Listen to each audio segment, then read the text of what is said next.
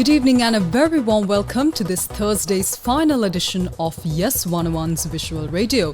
For the Newsfirst team, I'm Theruni Karunaratna. Let's start off with your stories making headlines this evening. Newsfirst headline.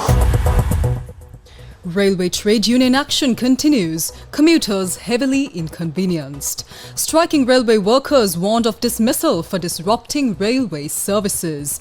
President Ranil Wickremesinghe inaugurates flyover connecting Kompanya Vidya and Justice Akbar Mawatha.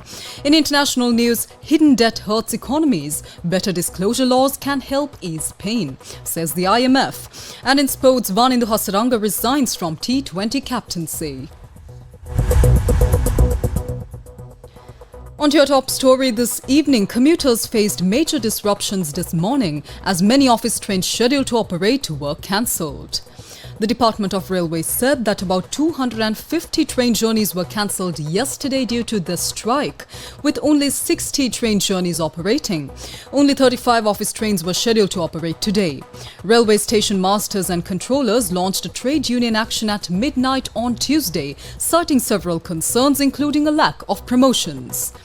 Acting Railways General Manager S.S. Mudalige rejected the claim that the striking station masters and controllers had abandoned their work. Meanwhile, letters have been dispatched stating that striking railway workers are considered to have vacated their positions. Now, this is according to Transport Minister Bandula Gunawardena. Bandula Gunawardena strongly criticized what he describes as terrorist trade unions for challenging laws and directives of the executive president of the country by initiating a strike. In response to this defiance of the law, the minister announced that all railway station masters who participated in the strike are deemed to have abandoned their positions. Letters to this effect have been sent out to approximately 1,000 railway personnel. Minister Gunawardena further stated that those who fail to return to work will face dismissals from their positions. When questioned about the demands of striking workers, Minister Gunawardena dismissed the notion of negotiating with force. He questioned the legitimacy of their demands, especially when the strike disrupts the daily commuting of railway passengers who rely on this service. The minister added a political angle to his comments, suggesting that if former President Gotabaya Rajapaksa was in power, the response might have been different. He said, quote, "If Gotabaya Rajapaksa was the president, we could have stayed silent. It is Ranil Wickremesinghe who is the president. A public service that operates with ruffians cannot take a country forward." Now on to more local news. President Ranil Wickremesinghe inaugurated the second phase of a flyover project today. Now, this phase, constructed by the Ministry of Transport and Highways at a cost of 5,278 million rupees, spans between Kompanya Vidya and Justice Akbar Mawatha over the railway line. The Road Development Authority undertook this project to alleviate the delays and traffic congestion caused by the frequent closing of railway gates for 109 daily train journeys. With the completion of this flyover, travel from Kompanya Vidya towards Golf Face and the Presidential Secretariat will be smooth and free of traffic jams, thereby contributing significantly to the national economy by reducing the time people spend on the road. The Criminal Investigations Department handed over the charge sheet against former State Minister Diana Gamage to the Colombo Chief Magistrates Court today. The charge sheet includes 7 charges, including obtaining a passport by providing false information to the immigration officers and the violation of the Immigration Act. The case related to this complaint filed by social activist Oshala Lakmal Herat was called up today before Colombo Additional Magistrate Harshana Kakunavela. Colombo Additional Magistrate Harshana Kakunavela said that the relevant charge sheet will be read to the suspect on the 1st of August 2024.